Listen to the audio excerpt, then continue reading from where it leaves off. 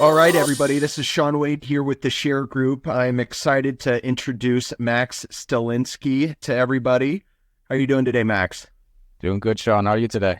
I am doing well. You know, it's March Madness here. Got some hoops going, so always one of my favorite times of the year. But we're excited to talk to Max and hear a little bit more about his story and how he's finding success. So, Max, well, we just start off. What market are you in? Yeah, sure. I'm in Palm Beach County in Florida, Southeast Florida. That's a nice part.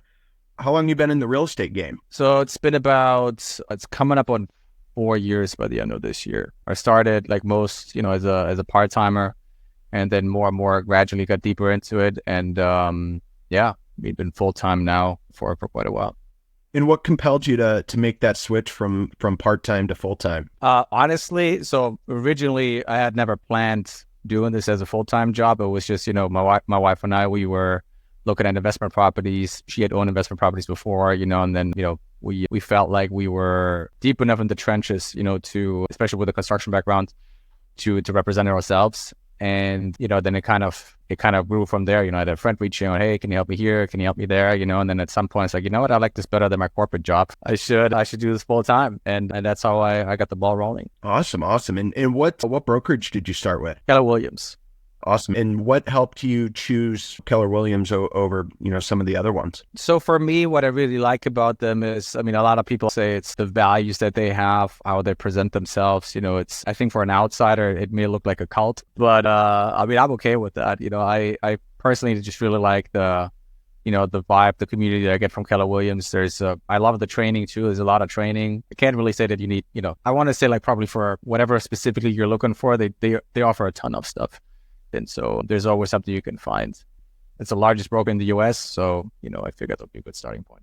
Yeah. And we work with a lot of Keller Williams agents, and kind of like you touched on, I think more than a lot of other brokerages out there, they give you a lot more support in training. And so, a lot of Keller Williams, I would say agents, are a little more prepared and just in turn have more confidence when they're doing the outreach. Yeah, I would agree with that statement. What I see is, everybody in our market centers, they get the right training, right education. They know what they're talking about.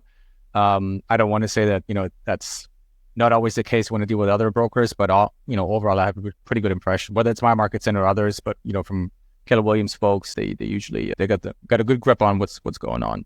Yeah, absolutely. And so tell us a little bit about what sort of deals are you doing? You touched on the investing that kind of got you into the business. Are you working both buyers and sellers? I want to say 95% of my business is the seller side. And I wanted it to be that way, not because of the recent turmoil of the buyer's commission, but I had a sales background going into this, and I always believed in controlling the pipeline. And in the very, very beginning when it was part-time, I bought leads from one of these platforms, and it just wasn't intriguing to me, to give a third of the commission back to that platform. And then you also, whenever you get a lead, whether it's at midnight or after midnight, you have to jump on it immediately. So that wasn't the right business model for me. So I decided I want to be on the listing side. And then, of course, if you do want to be on the listing side, there's no better way but making those calls. Yeah, absolutely. So that kind of brings me into my next question. You had worked some absentee owner data that you got from us last year. You were mainly calling, or what was your follow-up plan? What was your main outreach, and what tools were you using to, keep yourself organized? Yeah, so it's a good question. It all started actually with my coach, Brandon Morenin. So I'm still part of his coaching group, and it's just phenomenal what this guy does and how he teaches. Probably one of the best investments. Yeah, you can tell I'm a raving fan. One of the best investments I've ever made into myself. And so Brandon, early on, like he teaches, how to do the follow-up, basically how to build that pipeline, right? So everything that he's been teaching, I've been doing on my side. And then, it got to the point, I started out with, FISBOs and expireds only, but it's a very, it's a very high pace type of business pillar, right? Because it's, those properties just turn really fast. So if you get behind on a lead or you can't convert them fairly soon, chances are, there's so much competition also going on that you're losing out. And so I figured, I can kind of to kind of balance out my business better, to not always have this up and down from FISBOs and expireds. I said, I want to build this absentee pipeline, or, just something with a longer maturity in the pipeline. And then Brandon recommended, adding absentees, downsizers, that kind of stuff, circle prospecting. And, he recommended actually for me to reach out to you guys. He had great experience in the past with you, with your data quality. And I got to say, he was spot on. Yeah.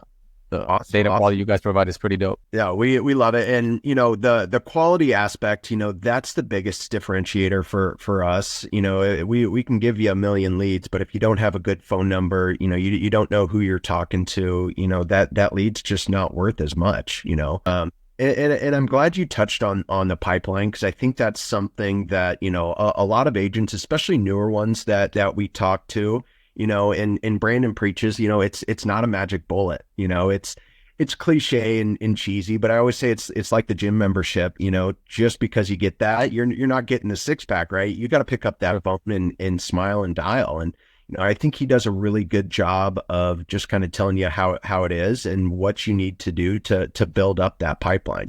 Not everything's gonna, sell next week. A lot of these, your success is going to show, 3 months after, you make that first phone call. Yeah, 100%. I mean, I would even say, like, right now in this market, because it's a lot, like, where do things go? Are interest rates coming down? Yes or not? So there's a lot of hesitancy, among sellers, or even the ones that you bring to market. They have a hard time, really seeing what reality is sometimes. And it's so that's another challenge right now in this market. But I want to say for the most part, I mean, speaking of data quality and, being able to make these calls, honestly, for me, when I have my daily dialing sessions, once I'm past my expireds and get to the absentees, that's kind of like the icing on the cake, because the conversation is completely different, right? Like, right. When the expireds, if I'm too late to call somebody, or they're already at 50 calls, I mean, they're cursing me out, whatever. I mean, they can do that. I don't mind. It's not personal. Yeah. I get it.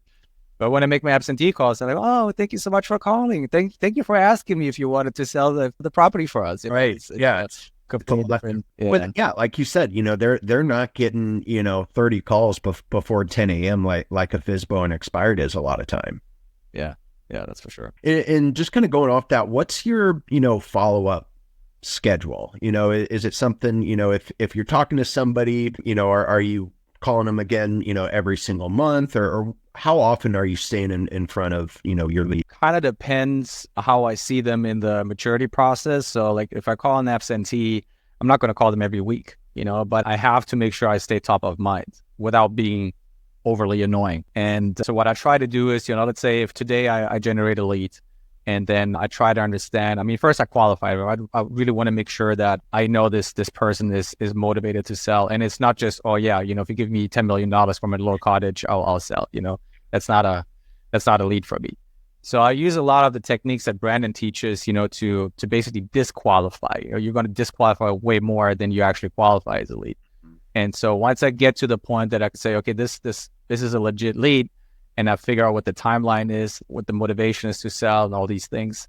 Based on that, I make a decision how often I would follow up. But the most important thing is, if I generate the lead today, I will send them a handwritten thank you card, to their address. If it's an absentee, most likely I'm going to send it to their home address, not to the other address, right, that I was calling about. And then 2 weeks after that, I'm going to call them again and say, hey, just want to make sure, did you get the thank you note? I really appreciate you taking time that day. So there you already have, probably this is happening within 3 or 4 weeks after the first call, right? So over the first 4 weeks, I already have 3 contact points, touch points that I always try to, get in there. And then after that, it really depends. I might send them information like once a month, and I try to call them once a month. That's awesome. And I love the handwritten, thank you note. That's something that, probably even less agents are doing. And that's just going to help you stick out. That's something that a homeowner is going to remember. They can stick that on their fridge so they can call Max when they're ready. 100%. And it works with absentees. It even works with expireds that have a longer period to come back to market. I had this guy, it was phenomenal. I mean, I spoke to him, just like last year in May, spoke to him. I said, yeah, I'm going to go on a longer trip now. So I sent him a card, and I, took that information that he gave me. He said, oh, hope you have a nice trip. And when you come back, I'd love to meet you in person and so on. And so he comes back like a week after I called him, and he said, hey, you know what, Max, I found your card here. And I actually wanted to call you today. What a great coincidence. So why don't you come over and list my house? It's $1 million property. I was like, all right, let's go. That's awesome. Hell yeah. So just kind of going into, you're mainly calling. Are you using a dialer to make your outbound dials? I do. Yeah. I use call tools. I started with a different dialer, and to me, call tools is, I have not seen anything better. I've tried Mojo as well, but I like call tools a lot better. Yeah. And I know you had mentioned, as we were chatting a little before, you have some numbers to share just based on your calling. I think that's another really big piece that, Brandon does a good job of preaching is just tracking your numbers. You might find in a certain zip code, or, maybe you work better with, a certain type of lead than others. But, if you don't know how many people you're talking to, or, what your conversion rate is, or how many appointments you're setting, those are all things that can inform future decisions just to make you, more efficient down the road. 100%. Yeah. In my market center, I track everything. It's not like I sit, hours and hours in front of my sheet and, just punching information. But at this point, I have it all automated, so I just track really on my daily basis. It takes me like 5 minutes to put in how many contacts I made, how many leads I've generated, how many listings appointment I had today, how many appointments were met, and so on, so over time, it just averages out, and I can see like on a monthly basis, how performance goes up and down. And I take notes on what I'm doing, so like for my business planning, I can go back and say, okay, here's what I did in February.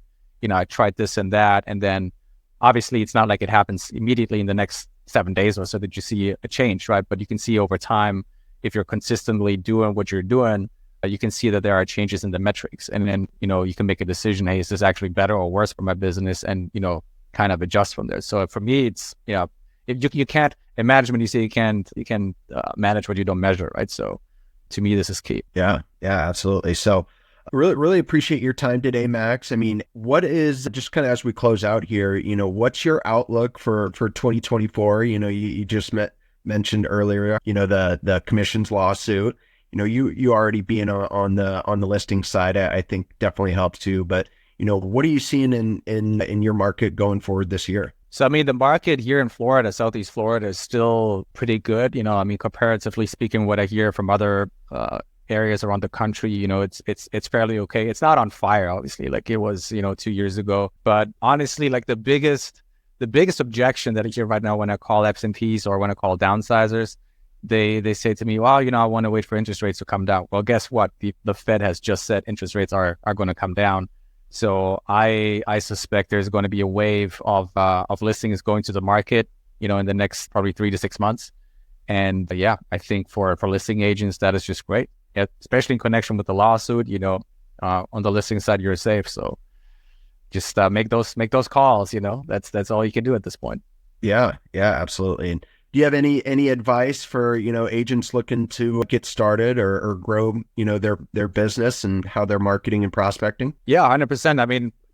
I'm a fan of what you guys provide. So the data, absentee data that I've had is excellent. It's a very good starting point too, especially if you're, if you feel like the rejection you're getting from FSBOs or from expireds is a little bit too hard or too harsh at times. Those absentee calls, they're a lot more fun than the other groups. So I would highly recommend those, or even the circle prospecting that you guys provide. Data quality was always spot on, and you mentioned it at the beginning of the call. The quality is really the main separator between what you guys offer and other companies, and I've been really happy with that. So I would recommend that to any new agent that wants to get familiar with making outbound prospecting calls. That would be my recommendation. That's great. Well, Max, we really appreciate, your business and your time today, sharing your story and what's making you successful. So thank you, Max, and have a great rest of your day. Thanks for the opportunity. Take it easy, Sean. See ya.